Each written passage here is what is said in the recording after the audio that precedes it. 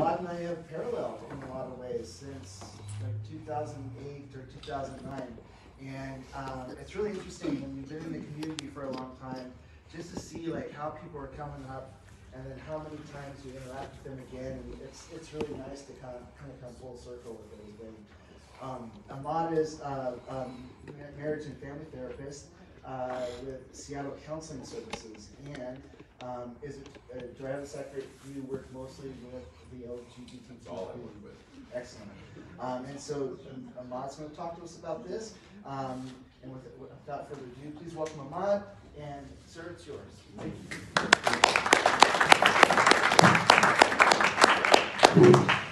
All right.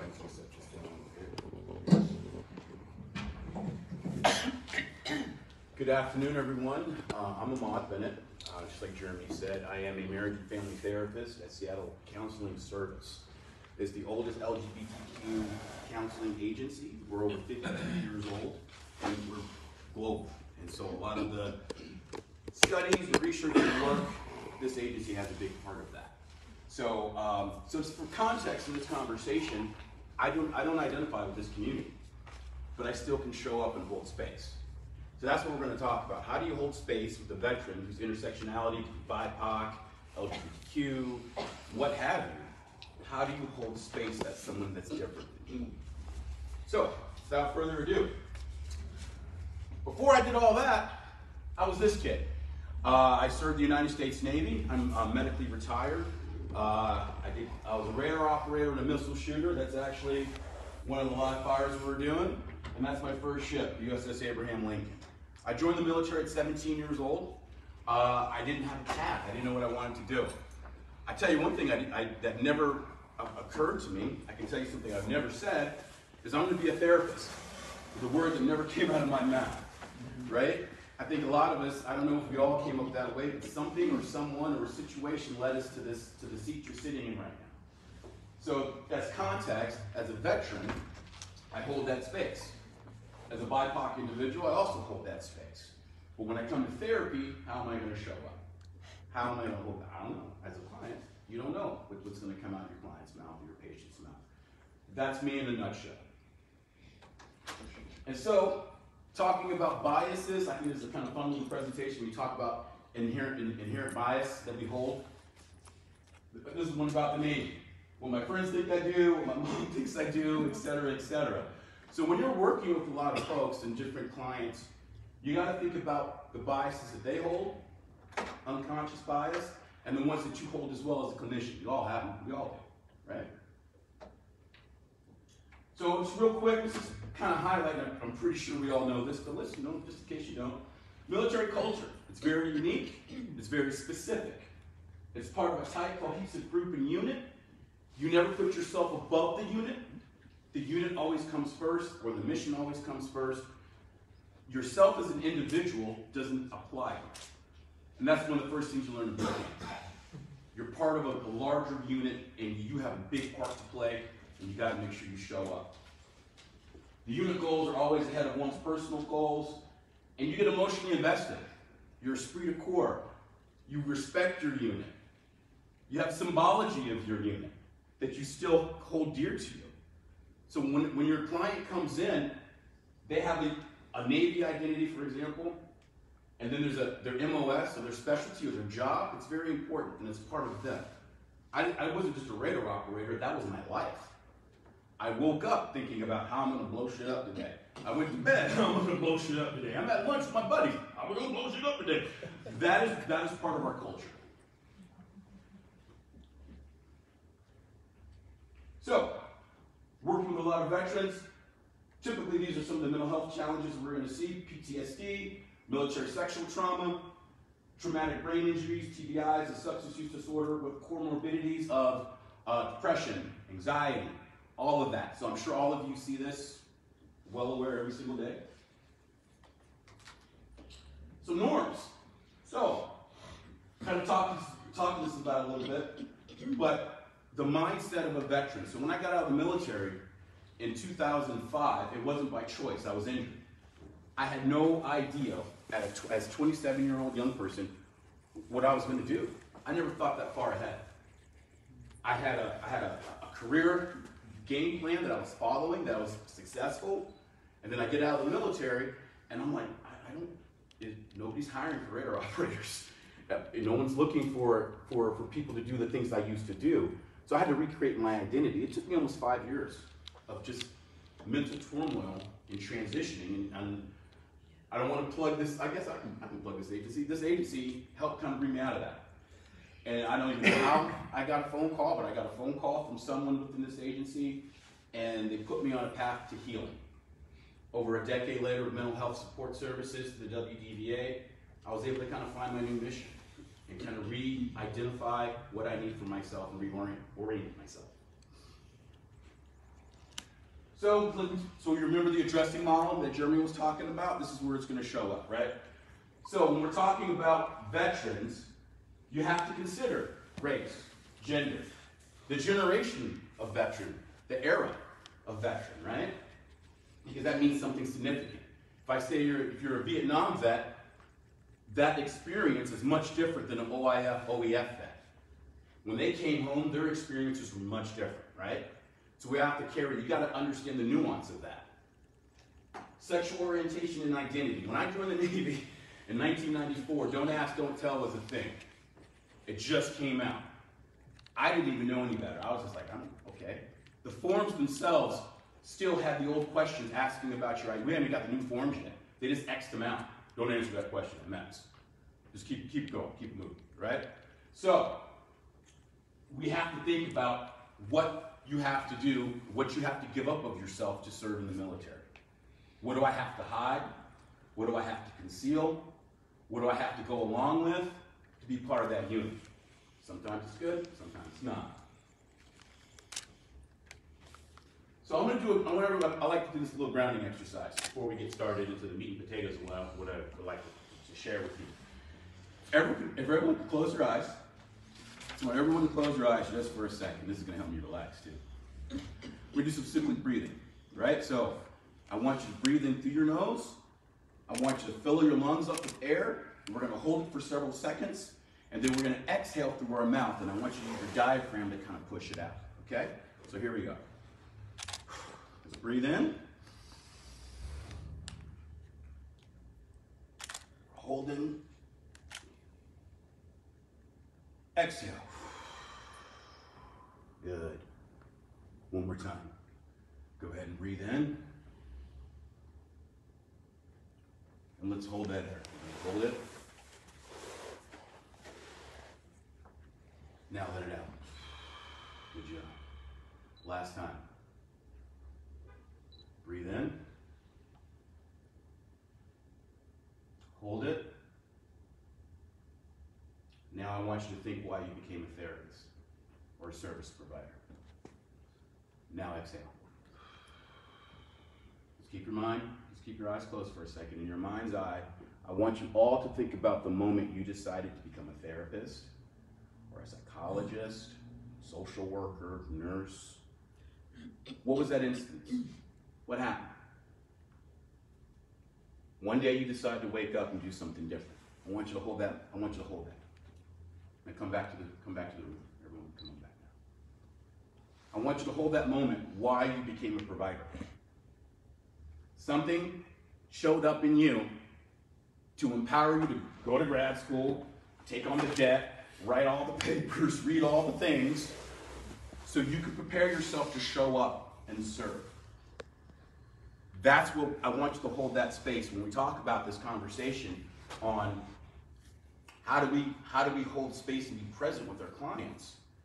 You got to think about why we got in this in the first place.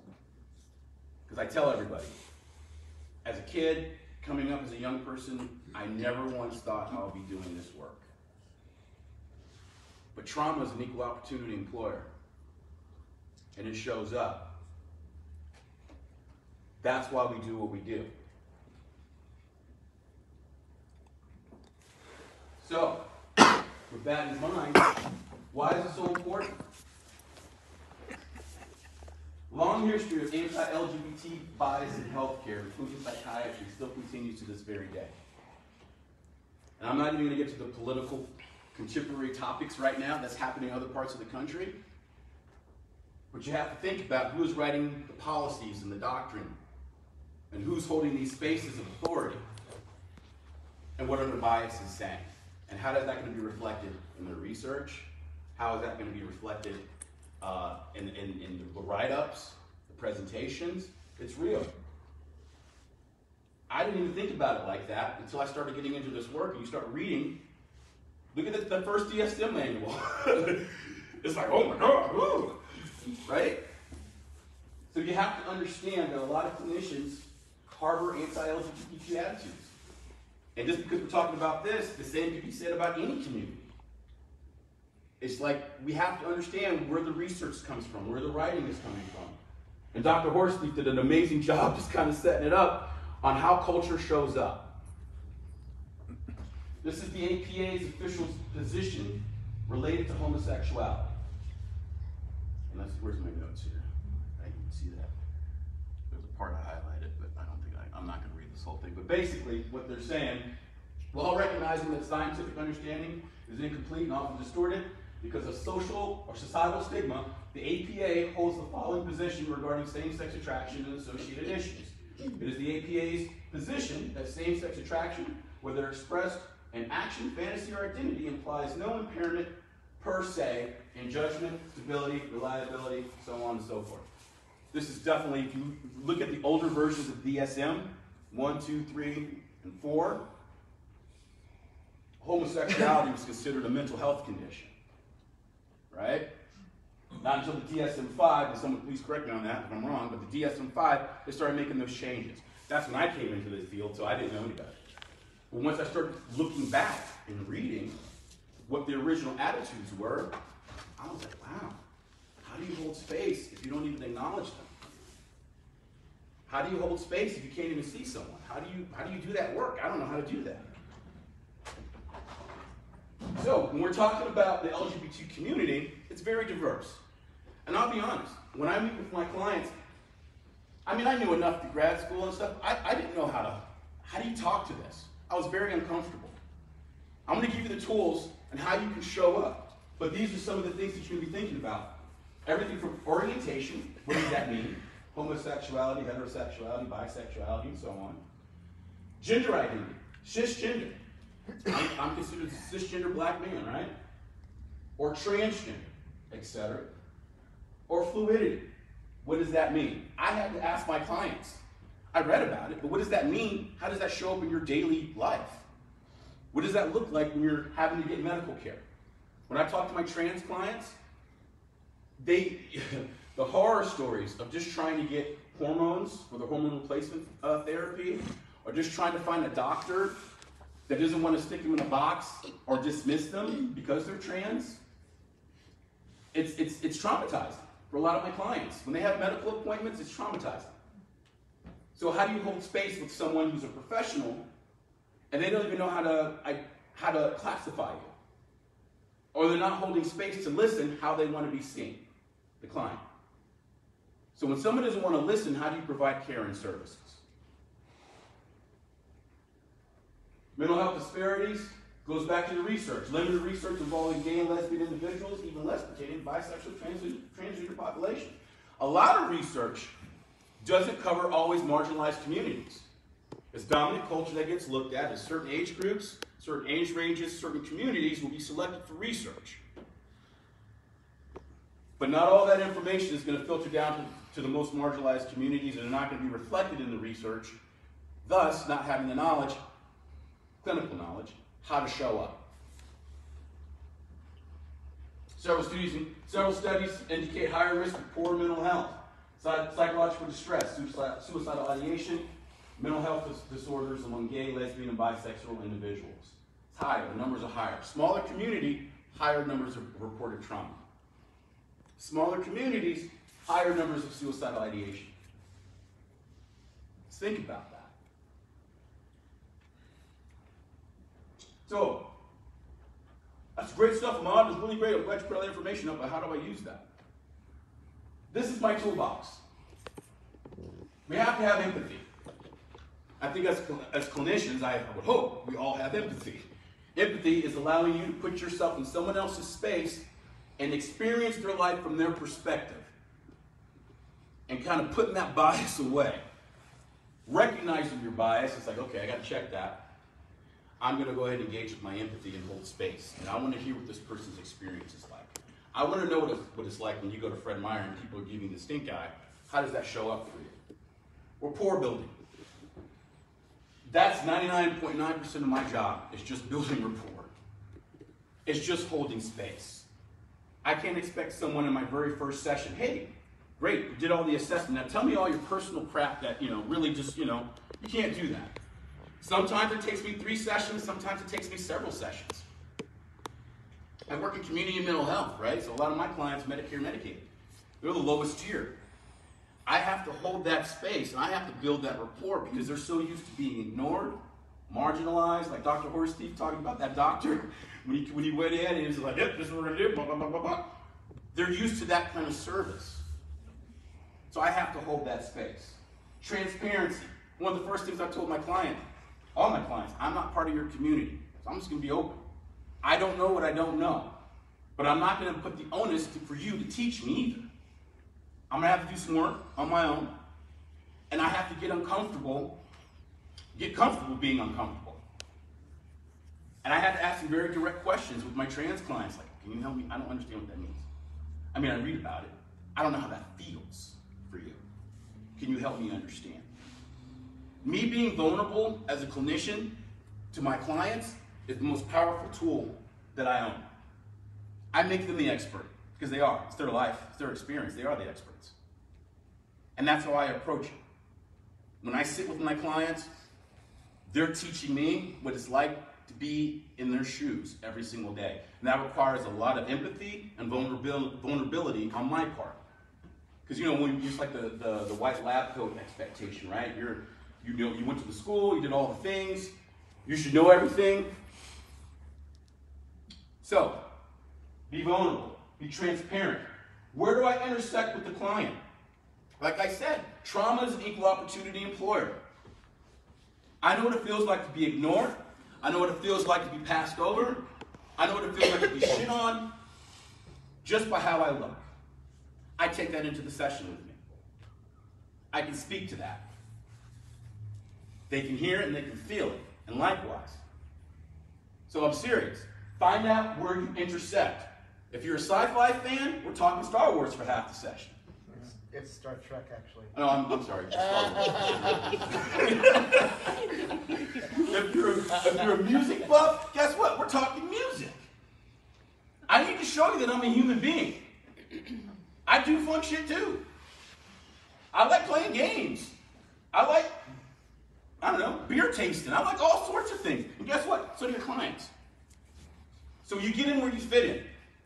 And that helps build that rapport, that trust, and that increases your empathy, right? Sexual orientation identity, find out what that means for them. Yeah, we can look at the slides, we can look at the things. What does that mean for you? What does that mean for your family system? I'm a family systems therapist. How does that show up in your family system? How is that going to show up in your attachment? So understanding that is just adding more efficacy for you as a clinician to build that trust and rapport. Willingness to learn. All my clients, they tell me some pretty incredible things. And I just sit there and I just take it in. And I was like, okay, roger that. They take me on their experiences in their dating world, their personal relationships, from that perspective. What does that look like? I hold that space. The difference always goes to the client. They're the experts in the room. We are not. I believe that for every client. Any clinical relationship. Your client is the primo master of their experience. You just have to ask the right little questions to kind of pull certain things out. But they're the boss. So I sit back and I just check my icky feelings. And I was like, okay, help me understand what life is like for you. Help me understand how you show up. What do you need to do every day just to be you? Because we all have to do things to prepare ourselves to put on that emotional armor to step outside of our houses, especially after COVID, after 2 years. I mean, hell, I was just talking to someone about just being here. I haven't spoken in front of people, haven't seen people in over 2 years. I don't even know what to do anymore, right? So understand, just like you, when you step outside your house or your workplace, you might have to be someone else, you might have to put on that armor to show up. They got to do it too. So what does their armor look like? Find out. Take an open, non-judgmental approach. When you're doing your assessments, we'll get to this too. Asking open-ended questions is, motivational interviewing kind of stuff. Open-ended questions. If you don't know where to start, if you're feeling uncomfortable, just ask some basic questions. Don't make assumptions. Acknowledge your bias. Look at it. It's real. Where's it come from? It requires a little effort, and you're going to get uncomfortable. I personally feel the uncomfortable places is where the truth resides. So get comfortable getting uncomfortable. Learning the inclusive language. What does that mean? I know a lot of people, there's a lot of talk about pronouns and all this kind of stuff. I don't even fully understand it. But this is how I manage it. This is what you need for me to see you. Okay, I'll say the things. It's not about me, it's about you. You're working with a community that's not seen. They want to be seen. They want to be heard. If you agree with it or not your monkey, not your circus. You need to hold space for them. So make sure you're using those pronouns. Make sure you're understanding why that's so important for them. It's part of their identity. It's part of their badge. That iconography, they want to be seen. If you agree with it or not, that's got nothing to do with you. This isn't about you. It's about them. So make sure you're holding that space and you're being present. So when you're actually doing your intakes, it's really easy. Ask them, hey, so, ask the patient what sex they're assigned at birth. Ask them how they identify their gender now. Mirror their terms. I get used to saying they and their a lot, just generally. It's just easier that way for me. Because I have 53 clients, I can't remember everyone's, so I just say they, them, their a lot. And if you make a mistake, own it and keep pushing, which I've done a lot. And they really appreciate it. It's like, oh, damn, sorry, use the wrong pronoun. Oh, don't worry about it, it's good. Half the time, as long as you're being respectful and honoring the space, you get a lot of grace. Because they see that you're trying. And they see that you're trying to see me and acknowledge me. Right? So, when you think about how we show up, think about your agency. Is it an inclusive environment? What kind of iconography and pictures and stuff do you have on your walls? Your forms, do your intake forms reflect a wider range of orientations? Do you actually have somewhere in your documentation your policies on non-discrimination and how you're going to show up? Does your training include LGBT patients, train all staff to respectfully interact with LGBTQ patients, making sure your staff's on the same page, because they may or may not. The very first person that's going to represent your agency is the person sitting behind the front desk, or the person answering the phone. And if they say some stuff, you may lose the client. Because the person who's working the front desk, or answering the phones, or sending out the emails, isn't dialed in, and you miss an opportunity to serve. That's how I look at it. So make sure whoever's doing your phones, whoever's doing any of that kind of stuff, that they're on the same page as you. And give them grace if they mess up, right? Because we're trying to show up and see people. Your brochures, literature. So depending on what county you're in, hopefully you have a county that has some LGBTQ resources. Have that stuff available. State resources, federal resources, college resources. Wherever you can get in, do it. Have that stuff available. Your research, if you're using research, make sure it's following, it's appropriate. Research in appropriate groups, web sources, resources for patients and their families. I send a lot of psychoed with my clients. I keep it short and simple. A lot of my psychoed comes in the form of YouTube videos or TikToks. It's like, I want to keep it easy, right? I'm not trying to, I'm not sending you to grad school. I want to keep it short, I want to keep it sweet. Promote social inclusiveness and connectedness with family. A lot of my clients are disconnected from their families for a lot of reasons, including their identity. So making sure the whole family has access to these resources if possible. This is just an example of an inclusive intake form. Current gender identity. You give people some options. So your forms, just make sure that they're being reflective. And you're giving folks options and how they want to identify themselves, how they choose to identify themselves.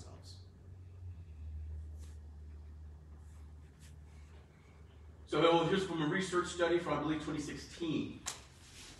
2017 survey, 4.5% of U.S. adults identified as being lesbian, gay, bisexual, or transgender. 3.5% identified being lesbian, gay, or bisexual, or transgender. Greater number reported same-sex attraction or behavior. And the 2010 census said about 600,000 households are headed by same-sex couples.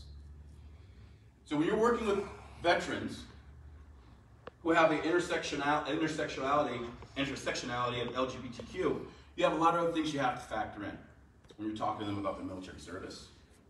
How are they treated? Was it a good experience? Was it a bad experience? Is part of their trauma wrapped up to into their identity? I remember what happened to a lot of folks when I served. If they found out you were gay, I remember what happened to those folks. It wasn't a good thing. So when you're conceptualizing someone's military experience, you have to include themselves in that mix. And what does that mean for them? Societal norms around, overall societal norms around heteronormativity. So every book, every paper that I've read in grad school was from a heteronormative perspective. Again, this particular segment of the population, unless you're specifically looking for it, isn't included in the conversations. That's from an educational standpoint, right? Cisnormativity, our cisnormativity, our language, everything that we have is excluding a certain group of people. If you agree with it or not, it's not about you. It's about your client and how they can be seen.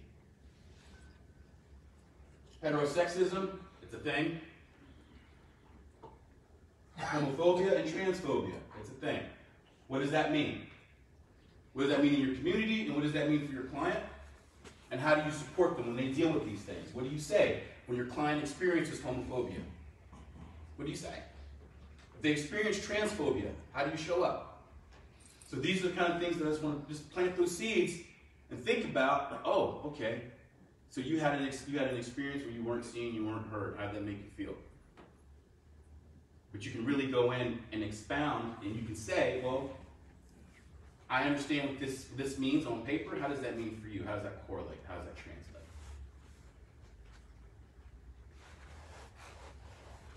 Studies show people can be consciously committed to egalitarianism and deliberately work to behave without prejudice, yet still possess hidden negative prejudices or stereotypes. That's Seattle for me. A lot of woke people out there, they still do the same. Hey, bullshit. That's just my personal opinion. That's just me. So I was like, oh, I like what you're saying, but you ain't hiring nobody though. Oh yeah, we really support all the things, but nothing changes. Don't talk about it, be about it. Basically is what that means. Growing number of studies show a link between hidden biases and actual behavior. In other words, hidden biases can reveal themselves in action, especially when a person's efforts to control behavior consciously flags under stress, distraction, relaxation, or competition. There's a link there, but I'm not going to go through that right now. I will send this out so you can take your own implicit bias test and just kind of see where you stack up. We all have it, myself included. And the only way I can show up and be present is just acknowledging all the things inside me. Any questions? I'm going pretty fast. Anybody got any feels, any questions, any thoughts so far? All right. Veteran services, we're done. That's it. That's it. Yeah. We're complete. So veteran services, I just threw these in here for different services and resources that you can find. Obviously, you all know about the Veteran Training Service Center, VTSC. And then LGBTQ resources specifically for national and regional resources. So I've already did some of it for you. You can click on it and find what you need, and it has some great, amazing links to help you train. So I can send that out, and you can have, yes? I appreciate that you brought up some of the medical challenges that members of the LGBTQ communities face. Mm-hmm. In particular, I remember working with a transgender client and going in for hormone therapy. Mm-hmm. And it was really interesting because, well, interesting from my perspective, terrible from their perspective, because the physician looked at them and they were prescribing to them what they needed. And meanwhile, the client is telling the doctor what they need. And the doctor was totally disregarding the client's input in that. And I remember that she felt, she expressed feeling, well, betrayed in a sense by the medical community, and then also just so small all of a sudden. It actually hit her really hard because she couldn't. It's like no matter how hard she tries to be herself and to get the support she needs, there's always a barrier. There's always something else, and that sense of fatigue is always kicking in. Is something they're always working against. So I thought that was really interesting, and I appreciate that you brought that up. It's the same equivalent as a veteran trying to access some services to the VA and they don't get a call back. So a lot of my clients, to Jeremy's point, they're not seen, they're not heard, and they're not being valued or respected. So their medical needs are not getting met. Yes. So when that happens, as a provider in your world, how do you help advocate in the VA system for that client? I mean, we know there's advocates, patient advocates, but how do you become part of the voice for your client in that world? That's a great question. First things first is really understanding what their medical experience is and how it's being represented, right? So I get ROIs, I can get my hands on some documents. We actually have a medical staff attached to SCS where we can issue medications, and we also do a lot of referrals for hormone replacement therapy and other treatments.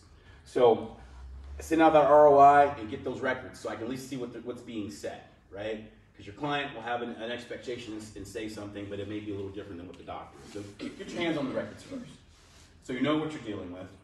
We have different agencies, private agencies, that we can refer clients out for follow-up to have another medical opinion if needed for low cost for SCS, for our clients at SCS. So it's really just understanding what you're working with and getting your hands on those records. Because I'm not a primary care physician, so I don't pretend. I just take that, okay, and I take it to our primary care physician within the staff. Say, could you please look at this? Is it apples to apples? And they will let me know. It's like, yeah, we probably can do this, or they probably should do that, and I'll get my recommendation. So if you have a primary care part of your team, or if you don't, hopefully if you can get someone that can help you review some of these records, because I'm not a doctor, and I'm not trying to play one on TV. So that's why I do that. Yes? Yes, I think it's important to make sure that we have the right diagnosis too, for the appropriate notes. And sometimes we have to write letters for the Yes. That's an excellent point. I have some shells templates that we use that basically I'm just putting in client information, but it's referral letters that we have to write saying that, hey, in our opinion, we feel this client can transition. We deny all this other stuff, medical stuff that can inhibit their transition. So we have a script that we already have that we just tweak it for our clients, and then that's what we send out. So I write a lot of letters, emotional support letters, college accommodation letters for a lot of my clients if they're trans. So we have pre-written letters already. You can find them on the internet. They already have the language there, and you can just kind of tailor it to your organization and to your client. Yes. To follow on with Ron's question, do you call VA providers, and if you do, how does that work? And if you don't? I don't. So I don't specifically deal with VA providers. A lot of the providers I deal like Swedish, mainly Swedish, King County, all the King County hospitals. I haven't had any veteran trans clients. Well, I take that back.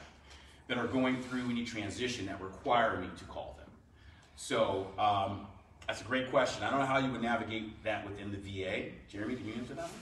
You know, I have called providers in the past or their offices, and I just very well politically asked to have a dialogue with them. You know, if we can work towards creating supportive language with a shared client. Of course, after an ROI is signed and all that stuff.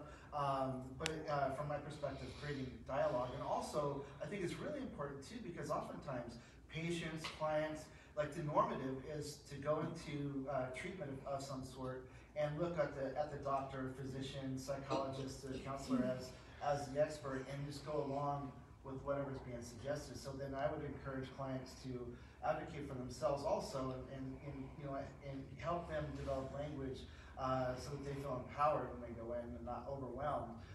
Help them develop language, so that they can speak to their needs effectively. Because they're emotional. You get in, it's emotional, and then they forget what they want to say, and then it's just a big. Then it's just like, okay, all right, and then they leave and they feel dejected and everything. So we work with the client and say, yeah, well, have you thought about using this language? Have you thought about saying this? Have you thought about writing a script for yourself and bring that in there and say, hey, this is what I want to talk about today, and this is what I think. So strategizing with the client, because I think it's really important that they feel empowered and prepared to have those conversations because they are so difficult. Ron, correct me if I'm wrong, but I don't think we talk to VA providers about these issues very much, but we found it fairly useful to talk to VA providers directly. Pretty accessible and pretty responsive, am I right? You're nodding. They are, as well as the advocates. Again, obviously, have all your documentation, and sometimes they actually will ask for the doctor, they'll have a veteran present and who can acknowledge for over the phone. But I think what I hear you describing is, not just being in that space, but kind of allowing, being a conduit with a voice. Yes. And that's why I asked the question, because even with I'm going to kind of do the air quote normie kind of thing, right? With normal circumstances, veterans, oftentimes it's difficult to advocate for those circumstances. That's why Yes. there's any tricks that we live rurally. We don't have Swedish and access to all this stuff that some of the West Side clinicians might have access to. So that's I was kind of hoping maybe there were some tricks to the trade. But I mean, getting veterans to advocate for themselves has always been a challenge, because we were trained that you got someone in your chain of command that's going to fix the thing that's broken, right? So you showing up so the work that I do, trying to have someone's voice heard is the work that we're always working. What do you need to be heard? How do you know that you've been heard? How do we advocate? And so some clients, we're actually creating little scripts, because when they get in front of someone, all that information that we talked about in the session a week ago goes right out there. So we try to have some cliff notes on what you need to ask your medical provider, or what you need to ask your nurse, or whatever. We try to help them organize their thoughts, because a lot of my clients are neurodivergent, so ADHD is pretty much there all the time. So helping slow those processes down a little bit so they know what they need and be supportive. And then we follow up. How did it go? What did you do? I think I saw your hand up and yours. Sorry, Bob. I was wondering if you know anything about, if you were going to mention anything about Ingersoll, because Ingersoll is in Seattle is the organization that a lot of providers that provide services for either medical or counseling, they meet about the medications, about the treatment. I'm not familiar, but I would like to explore that. And they meet, so it's called Ingersoll. So, and they meet every, quarterly, and all the doctors, and they talk about medications, and they correspond, and sometimes they also meet with the counselors, with the mental health counselors. They talk about the treatment and. They work with Medicaid, Medicare? Yeah, because I have a vet that went to the transition, and he used the Medicaid, pay for everything. And I had to do my research, and it was very successful. very happy. I'm gonna check that out, because a lot of our stuff we do in-house for a lot of that, but I'm definitely gonna add that to a resource, add to my resource toolkit, so thank you. Sir? Yes, I have a two-part question. Yes, sir. One, do you have specific books that you recommend? And two, if on Monday I get a transgender client for the very first time, are there places that I can go to for a consult, sort of a special population consult? Yes, so I'm thinking of one agency specifically that is a private practice agency, and it's the Hardwell Service Center. I will get you the information for that, and I'll send that to you directly. They do a lot of advocacy work. They work with folks that are going through transition, legal support, medical support, and so they've been a touch point with Seattle Counseling Service. I'll get you that. As far as books to read, Or magazines or websites, or just for like general 101. anything on cultural intersectionality, anything. I think that's, unless someone has a specific book title, because I can't think of anything off the top of my head. You have anything? Just go to the WPATH, and there's the whole. What is it? WPATH, W-P-A-T-H, and it tells you everything about, And that's a website? yeah, the process, the treatment, where to go, and everything. The WPATH. W-P-A-T-H. All right. For I'll look it direction up. there for, yeah. Thank you. You're welcome. Yes, sir. Other than asking them to explain themselves, let's say somebody just takes a look at you and assumes you have no idea where I'm coming from. How would you deal with that? So you're saying if someone is showing bias towards you? Yes. Yeah. Own it. Let's talk about it. That's how I face those kind of conversations. I say, so what's going on? Blah, blah, blah, blah, blah. Why do you think that? Ask them. Okay. I mean, I feel to have these conversations, let's have a little truth. Let's get uncomfortable. And let's share that space and say, why do you feel that way? Well, and they'll tell you. And you can hold that space and say, well, I think you're this because of how you look. And then I say, well, that's not how I am. That's a stereotype. You can even flip it. Like, do you want me to make assumptions about you? Have those conversations. I have those conversations. When I first started doing this work, a lot of people had a lot of assumptions about me. And I was like, no. Pause. And we just have those conversations. And they really appreciate the honesty. Well, a lot of my clients appreciate just being direct and having appropriate conversations. I believe 3 things work for every kind of relationship: personal, clinical, professional. Direct communication, synchronized expectations, and healthy boundaries. That really works for me. So when I have a client that's feeling a certain kind of way, we stop and let's talk about it and figure out why we're feeling what we're feeling. I just have very honest conversations. I don't even sugarcoat it. I think I saw another hand. Yes, sir. I just wanted to go back to your question about how do you advocate with the VA. Each VA hospital has a LGBTQ coordinator, a paid staff physician, so you could call and talk to that person and say, hey, I have somebody who has these specific needs, or they're trying to do X, Y, or Z, and they can help coordinate and get that primary care physician or whoever engaged and open up that communication for you. Thank you. Thank you very much. Any questions? Comments? Thoughts? Feelings? All right. Thank you for your time. I really appreciate it. I hope we got something out of this. And just how we hold space and how we show up. And empathy is contagious, hopefully, so spread it around. That's the one thing.